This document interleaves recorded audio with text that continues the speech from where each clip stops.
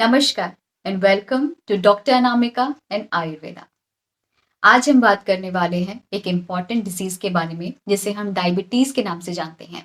Diabetes mellitus, hyperglycaemic state यानी कि प्रमेह की बीमारी, जिसको हम बहुत ही कॉमनली अपने आसपास भी देखते हैं और मैक्सिमम लोग इस कंडीशन से पीड़ित होने के बावजूद उसका पूरे तरीके से अवेयरनेस नहीं होने के कारण इस बीमारी से बाहर नहीं निकल पाते हैं।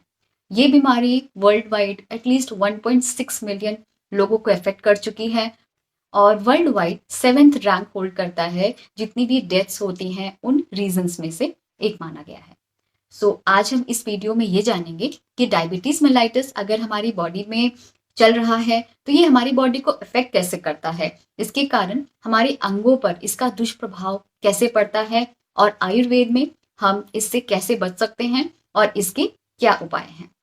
सबसे पहले ये जानना आवश्यक है, जब हमारी बॉडी में नॉर्मली कोई बीमारी नहीं होती है उस समय क्या प्रोसेस चल रहा होता है।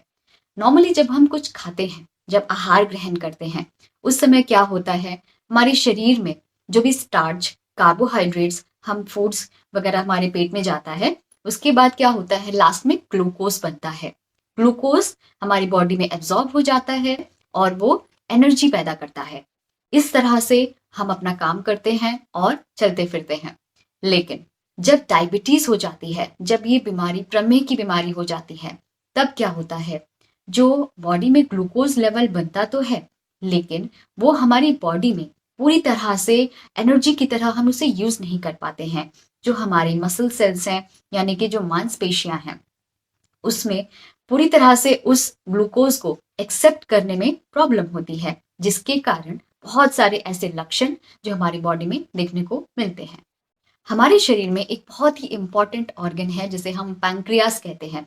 ये पैंक्रियास स्टमक यानी आमाशय के नीचे प्रेजेंट होता है और इसको हम बेसिकली इसलिए बहुत ही ज्यादा इंपॉर्टेंस देते हैं क्योंकि ये मिक्सोक्राइन ग्लैंड है।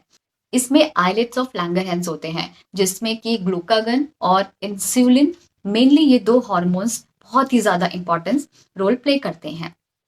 इंसुलिन का काम होता है कि बॉडी में यानी कि जो ब्लड शुगर है उसमें ग्लूकोज लेवल्स को कैसे कंट्रोल करना है और ग्लूकागन का काम होता है ग्लूकोज लेवल्स को इंक्रीज करना। तो जब भी बॉडी में ग्लूकोज की कमी होती है, ग्लूकागन एक्टिवेट हो जाता है और जब भी बॉडी में ग्लूकोज बढ़ता है उस समय इंसुलिन एक्टिवेट हो जाता है। तो इंसुलिन एक तरह का की यानी कि एक तरह की चाबी है जो कि आपके मसल्स की रिक्वायरमेंट को पूरा करती है। जब भी आपकी ब्लड स्ट्रीम में ग्लूकोज बढ़ता है, ये क्या करती है, एक तरह का की का काम करती है। जो लॉकर्स रखे होते हैं बहुत सारे यानी कि जो मसल्स होती हैं उसमें ग्लूकोज जाके ट्रैप हो जाता है और आपकी मसल उसको यूज कर सकती है और आप अपना काम कर सकते हैं।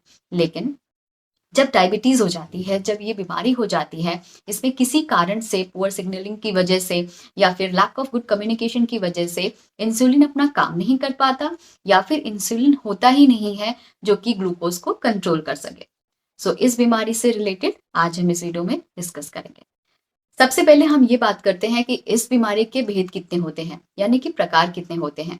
डायबिटीज मेलाइटिस बेसिकली 3 तरह का होता है। सबसे पहले जुवेनाइल डायबिटीज। जुवेनाइल का मतलब होता है कि ये कम उम्र से शुरू होता है, जिसको हम टाइप 1 डायबिटीज कहते हैं। इस बीमारी में ये प्रॉब्लम होती है कि ये ऑटो इम्यून बीमारी है यानी कि आपके अपने ही सेल्स आपके हेल्दी सेल्स को डिस्ट्रॉय करते हैं पैंक्रियाज में। पैंक्रियाज में बीटा सेल्स के डिस्ट्रक्शन की वजह से इंसुलिन ठीक से नहीं बन पाता। इंसुलिन ना बनने की वजह से ब्लड स्ट्रीम में जो ग्लूकोज ट्रैवल कर रहा है वो उसी में रह जाता है, वो बॉडी में यूटिलाइज नहीं हो पाता है, जिसके कारण से बहुत सारे सिम्टम्स डेवलप होते हैं। और इस बीमारी में बेसिकली इंसुलिन नहीं होने की वजह से ये प्रॉब्लम होती है और ये मुख्यतः 40 वर्ष के पहले ज्यादातर देखी जाती है और इसमें इंसुलिन इंजेक्शन से ही पेशेंट को आराम आता है, रिलीफ आता है, इसीलिए इसे इंसुलिन डिपेंडेंट डिजीज कहा जाता है। Next is diabetes mellitus type 2, जिसमें कि मुख्यतया ये मिडिल एज से लेकर के ओल्ड एज में देखी जाती है और ये बहुत ही ज़्यादा कॉमन है। मैक्सिमम देखा जाए तो 95% लोगों में टाइप 2 डायबिटीज़ मेलाइटिस इफेक्ट करती है। और इस बीमारी में प्रॉब्लम ये होती है कि इंसुलिन तो बन रहा होता है, इसमें कोई भी ऑटो इम्यून का प्रॉब्लम नहीं है, लेकिन इसमें जहाँ पर रिसेप्टर्स होते हैं इंसुलिन को जहाँ पर ग्लूकोज को ट्रैप करना होता है उस एरिया में, वहाँ पर कुछ पुअर सिग्नल्स की प्रॉब्लम होती है, रेजिस्टेंस की प्रॉब्लम होती है।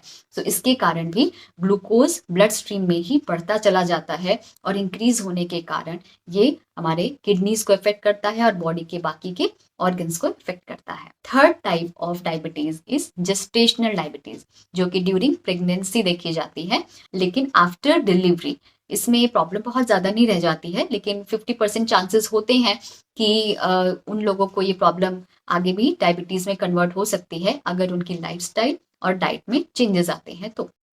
अब हम बात करते हैं कि बॉडी पे इसके इफेक्ट्स कैसे हम देखते हैं।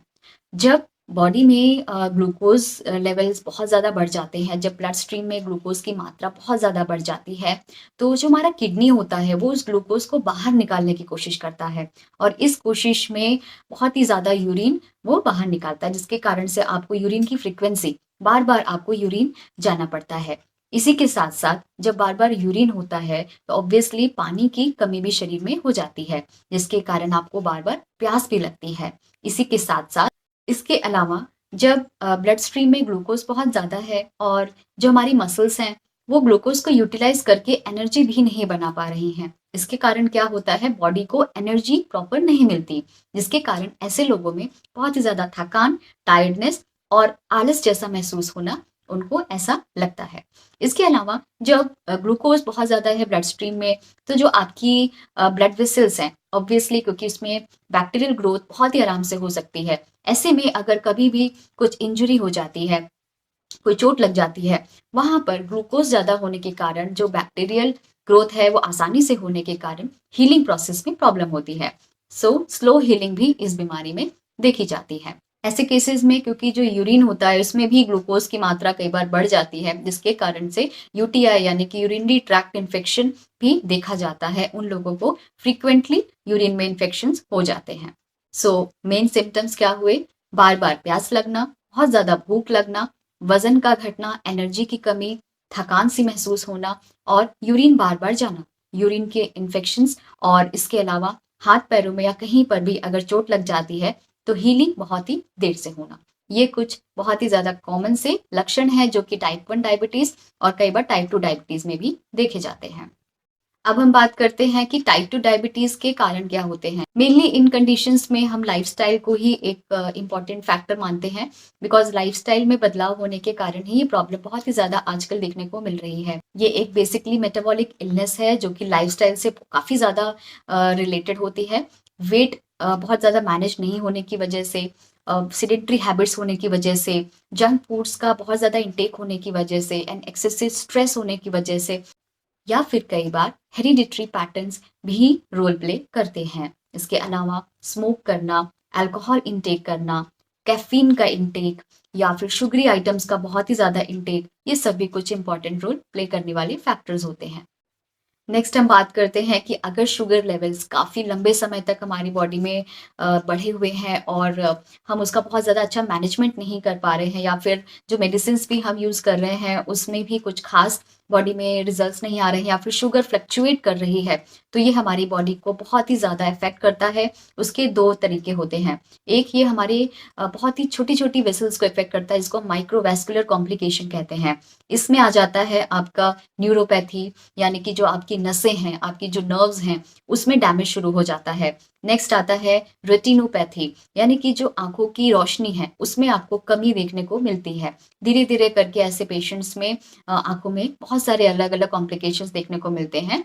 और इसके अलावा आता है नेफ्रोपैथी, यानी कि जो हमारा किडनी है, जो गुर्दे होते हैं, उसमें धीरे धीरे करके डैमेज स्टार्ट हो जाता है, रीनल फेलियर की प्रॉब्लम देखी जाती है। नेक्स्ट इज मैक्रोवैस्कुलर चेंजेस, यानी कि जो बिग आर्टरीज हैं, सो इसमें हार्ट रिलेटेड प्रॉब्लम जैसे कि ischaemic heart disease, coronary artery disease या फिर स्ट्रोक की प्रॉब्लम तक देखी जा सकती है। अब हम बात करते हैं कि आयुर्वेद में इसको हम किस तरह से बहुत ही अच्छे से इम्प्रूव कर सकते हैं। बेसिकली आयुर्वेद का ये मानना है कि निदानम परिवर्जनम। सो आपको अपनी डायबिटीज़ के जितने भी कारक होते हैं, निदान होते हैं, उससे अपने आप को दूर करना है। बिकॉज़ हेरिडिटरी फैक्टर को छोड़ करके और ऑटोइम्यून फैक्टर्स को छोड़ के हम बहुत सारे जो बाकी के कारण हैं एटलीस्ट उससे बच सकते हैं। जैसे कि आपका डाइट पैटर्न, आपकी जो लाइफ़स्टाइल है, उसको आप अगर इम्प्रूव करेंगे तो 50% चांसेस है कि आप रिकवर हो जाएँगे और आपको कॉम्प्लिकेशंस नहीं होंगे। 2 चीज़ों का ख़ास ध्यान रखना है। खाने-पीने में वो चीज़ें बहुत ही ज़्यादा आपको नहीं लेनी है जिससे आपका पाचन बहुत ही ज़्यादा डिलेड हो जाता है। जैसे कि घी में तले हुए पदार्थ या फिर दूध से बने हुए पदार्थ जैसे कि घी, बटर और दही। बहुत ही ज़्यादा इसकी मात्रा आप ना लें तो आपके लिए बेहतर होगा। गाय का दूध आप ले सकते हैं लेकिन आप जनरली बाकी की चीज़ें अवॉइड करेंगे तो आपके लिए बेहतर होगा। इसके अलावा आपको ऑयली प्रोडक्ट्स नहीं लेने हैं। आपको गुड़ से बनी हुई चीज़ें यानी जैगरी जितने भी प्रोडक्ट्स होते हैं वो आपको नहीं लेने चाहिए। पीनट्स का इस्तेमाल इसमें आप ना करें तो अच्छा होगा। अगर आपको ड्राई फ्रूट्स लेना है तो आप उसको सोक करके, भिगा करके लेंगे तो आपकी हेल्थ के लिए बहुत ही अच्छा होगा। नेक्स्ट इसमें हम मूँग की दाल को प्रेफ़र करते हैं। मूँग की दाल, हरी सब्जियाँ आप भरपूर मात्रा में खाइए, स्पेशली इसमें करेले का सेवन कीजिए, आँवले का सेवन कीजिए, अदरक यानी कि जिंजर आप बहुत ही अच्छे से अपने खाने में इस्तेमाल करिए जिससे कि आपकी अग्नि बढ़ेगी और पाचन बढ़िया होगा तो आपकी जितने भी गंदगी है शरीर से वो भी क्लियर होती जाएगी। इसके अलावा आप इस कंडीशन में ये ध्यान रखें कि अगर आपको सोर्स यानी कि कहीं पे चोट लगी है, घाव बन गया है और वो हील नहीं हो रहा है। कई बार पाँव में जैसे चलते हुए चोट लग जाती है या हील्स में सोरनेस हो जाती है, उस चीज़ का ड्रेसिंग प्रॉपर करिए। उसमें आप त्रिफला कषाय से उसको वॉश करिए या फिर सिंपल जो भी आपके पास एंटीसेप्टिक ऑइंटमेंट्स हैं, आप उसको अप्लाई करके उसको बैंडेज ज़रूर करिए। जनरली इसकी हीलिंग धीरे-धीरे होती है, तो पेशेंस ज़रूर रखिए, हीलिंग हो जाएगी। और इसके साथ-साथ आपका शुगर लेवल बहुत ही ज़्यादा अच्छे से बारीकी से आप उसको देखिए कि कितना चल रहा है। 4th day, 7th day, 10th day आप अपने शुगर लेवल्स को घर पे ही चेक करते रहिए और उसकी प्रॉपर चार्टिंग कीजिए। बट जो भी आउटडोर एक्टिविटीज़ हैं जिससे कि बहुत ज़्यादा स्वेटिंग होती है, एनर्जी लेवल्स आपको अच्छा लगे, आप उस चीज़ को ज़रूर करिए। आप कोई भी गेम्स खेल सकते हैं, आप जनरल जॉग कर सकते हैं या फिर आप कोई भी सिंपल वॉक भी अगर करते हैं तो आपके लिए अच्छा होगा। आप इसमें मंडूक आसन ज़रूर कोशिश करें और सूर्य नमस्कार के स्टेप्स ज़रूर फॉलो करें। अनुलोम-विलोम, कपालभाति आप इसमें कर सकते हैं। इसके अलावा कुछ औषधियाँ हैं जिसके बारे में अब हम चर्चा करेंगे। आयुर्वेद में डायबिटीज़ के लिए सबसे अच्छी कुछ औषधियों के नाम मैं आपको बताऊँगी। जम्बू यानी कि सिज़िजियम क्यूमिनाई। ये एक ऐसी हर्ब है जो कि फ्रूट भी है, लेकिन ये एक मेडिसिन भी है, तो इसके आप ड्राई फॉर्म को, पाउडर फॉर्म को यूज़ कर सकते हैं या सिंपल आप एज़ अ फ्रूट इसको यूज़ कर सकते हैं या इसके जूसेस भी मार्केट्स में अवेलेबल होते हैं। आप उसको ज़रूर खाली पेट स्टार्ट कर लीजिए। इसकी जो लीव्स होती हैं, उसको भी आप पानी में बॉयल करके आप दिन भर में 1 से 2 बार खूब अच्छे से 2-3 ग्लास आप इसको पी सकते हैं, जिससे कि आपकी शुगर लेवल पे काफ़ी अच्छा इफ़ेक्ट दिखता है। नेक्स्ट इज़ हरिद्रा, करक्यूमा, लौंगा। हरिद्रा काफ़ी ज़्यादा इफ़ेक्टिव मानी गई है शुगर लेवल्स के लिए बिकॉज़ ये एंटी इन्फ्लेमेटरी होती है। आपकी बॉडी में जो प्रोसेस चल रहा है उसको हील करने के लिए हरिद्रा का काफ़ी अच्छा यूज़ है। आप दूध में डाल कर के अगर आप जैसे टोन्ड मिल्क मैंने अभी बताया आपको, आप रात को सोने से पहले 1 ग्लास गर्म दूध में हल्दी को यूज़ करिए या सिंपल आप जो भी खाना प्रिपेयर करते हैं उसमें आप हल्दी का इस्तेमाल ज़रूर करिए। नेक्स्ट हम बात करते हैं नींब की। नीम एज़ अ डिरेक्टा इंडिका, ये तो एक अमृत औषधि है जिसको मैं कहूँगी कि डायबिटीज़ के लोगों को नींब कभी भी इग्नोर नहीं करना चाहिए। आप उसकी लीव्स को च्यू कीजिए, 4 से 5 पत्तियाँ आप खाली पेट इसको स्टार्ट कर दीजिए, बॉडी में इन्फ्लेमेशंस को ये कम करता है। इसके अलावा डायबिटीज़ टाइप 2 के जो सिम्पटम्स होते हैं, उसके ऑनसेट को ये रोकता है। यानी कि जैसे आपको अभी जस्ट कुछ ही मंथ्स हुए हैं, आपको अभी पता लगा कि आपको शुगर डेवलप हो गया या आपकी फैमिली में किसी को शुगर था और आपने जस्ट एक जनरल चेकअप कराया, तो आपको जस्ट शुगर डिटेक्ट हुई है या बॉर्डर लाइन पे शुगर है, आप नींब खाना शुरू कर दीजिए। नींब को आप 2 तरीके से यूज़ कर सकते हैं। उसका पेस्ट बनाइए और उसको आप बोलस की फॉर्म में यूज़ करिए या उसकी लीव्स को च्यू कर सकते हैं। नेक्स्ट हम बात करते हैं मेथी का। मेथी यानी कि फेनुग्रीक, ये इसके सीड्स को हम बेसिकली यूज़ करते हैं, या फिर इसकी जो लीव्स होती हैं उसको भी आप शाक के फॉर्म में आप घर में एज ए फूड प्रिपेयर कर सकते हैं। लेकिन मेथी का जिसके जो सीड्स होते हैं इसको आप रात को भिगा के पानी में इसको भिगाना है, और सुबह आपने नाश्ते के समय आपने इसको 1 टीस्पून के मात्रा में लेना है। इसके पानी को फेंकना नहीं है, इस पानी को पीना है, और जो सीड्स होते हैं उसको आपने च्यू करके खाना है। इससे शुगर लेवल्स में काफ़ी अच्छा रिजल्ट देखते हैं। कार्वेलर यानी कि करेले का इस्तेमाल आप बहुत ही अच्छे से करें। इसको आप एज ए वेजिटेबल या फिर एज ए पिकल या फिर in the form of juice आप इसको लेंगे तो आपके लिए काफ़ी अच्छा रहेगा। दिन में 2 बार आप यानी मॉर्निंग इवनिंग शुगर के प्रॉब्लम में इसको ले सकते हैं। Next is shilajit. ये एक मिनरल होता है जो बेसिकली माउंटेन रेंजेस में पाया जाता है, और इसको समर के मंथ में कलेक्ट करते हैं। शिलाजीत को पहली बात तो पहचानना बहुत ज़रूरी है आपको। बेसिकली ये गोमूत्र गंधी होता है, इसके ध्यान से इसको पहचान करके ही इसको लेना है।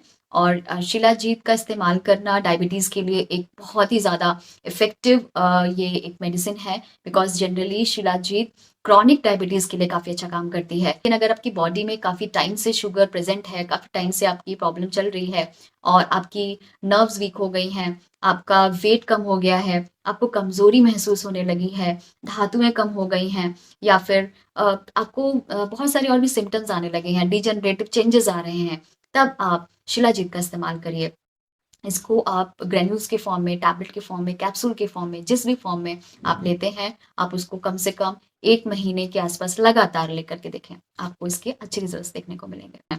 आयुर्वेद में डायबिटीज़ का बहुत ही अच्छा रिजल्ट है। अगर आप आयुर्वेदिक जो हर्ब्स यूज़ करते हैं, वो भी अपने तरीके से ना यूज़ करके आपके जो चिकित्सक हैं, उनकी परामर्श के अनुसार अगर आप लेते हैं, आपको रिजल्ट्स अच्छे आएँगे, क्योंकि अनुभव के अनुसार आयुर्वेद में हम जनरली आयु, बल, अग्नि इन सभी चीज़ों का ध्यान रख के, और बेसिकली जो दोष बड़े होते हैं बॉडी में, उसका ध्यान रख के ही वो हर्ब्स डिसाइड करते हैं।